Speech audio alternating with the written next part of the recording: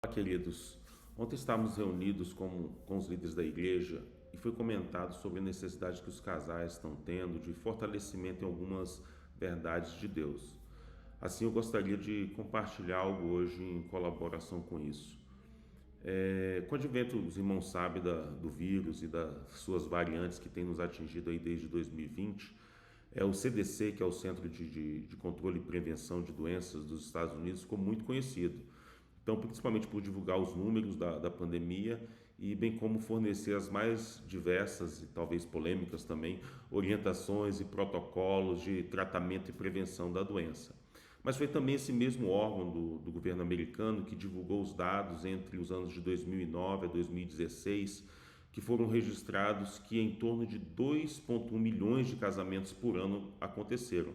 Isso daria uma média de 175 mil casamentos por mês. É claro, se as noivas não preferissem casar num determinado mês do ano, o que não é o caso na maioria das culturas, não é mesmo?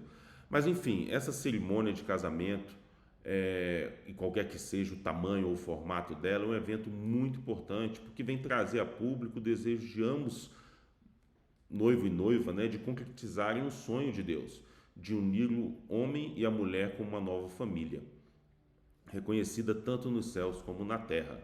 E Deus, como seu supremo arquiteto e o arquiteto do universo, não poderia simplesmente sonhar sobre algo sem explicar o seu propósito, sem estabelecer a base para esse propósito e nem mesmo sem fornecer as ferramentas necessárias para o sucesso desse sonho.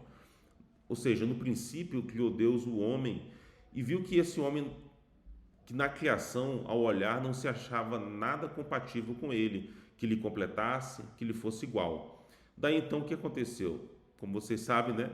Não mais tirou Deus dos elementos da terra para criar a mulher, mas sim da costela desse homem, Adão. Assim nasceu o primeiro casal, criado à imagem e semelhança de Deus. Foi a primeira família. Claro que ainda a se desenvolver com a vinda dos filhos e filhas, cumprindo assim o propósito da multiplicação e o povoamento da terra. Quanto à base desse sonho, Deus definiu essa base, que é o amor. E o amor, irmãos, é paciente, o amor é bondoso, não inveja, não se vangloria, não se orgulha, também não maltrata, não procura seus interesses, não se ira facilmente, não guarda rancor. O amor não se alegra com a justiça, mas se alegra com a verdade. Ele tudo sofre, tudo crê, tudo espera, tudo suporta. E o amor nunca falhará. Mas eu gostaria de falar mais sobre as ferramentas que Deus deu ao homem para que nós possamos edificar uma família saudável, onde prospera a paz e a harmonia de Deus. A primeira delas é a orientação precisa, absoluta da palavra de Deus. O apóstolo Paulo, na sua segunda carta a Timóteo, capítulo 3, versículo 16, fala assim que toda a escritura é divinamente inspirada e proveitosa para ensinar, para repreender, para corrigir, para instruir em justiça, para que o homem de Deus seja perfeito e perfeitamente instruído para toda boa obra.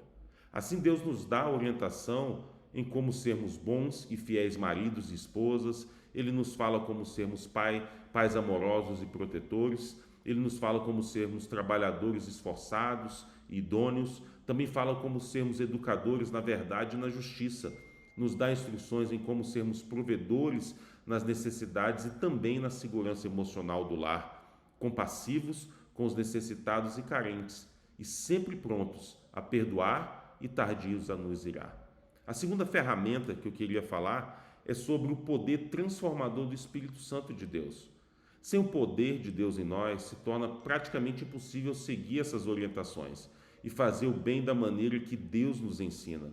É somente com a força do Espírito Santo que ganhamos a capacitação para mudar, para melhorar e ainda superar os desafios do dia a dia para ser o que Deus quer, como maridos e esposas, e como ainda pais e mães, numa sociedade que a cada dia tem perdido seus valores de justiça, de verdade, de honestidade, de amor ao próximo. Por isso é que a Bíblia nos relata que o fruto do Espírito é amor, alegria, paz, longanimidade, benignidade, bondade, fé, mansidão e temperança. E ainda afirma que contra todas essas coisas não há lei. E a terceira ferramenta, e a última que eu gostaria de falar, é a valiosa ajuda da comunidade cristã e a sabedoria também dos que já trilharam esse caminho pelo qual muitos de nós ainda está somente começando.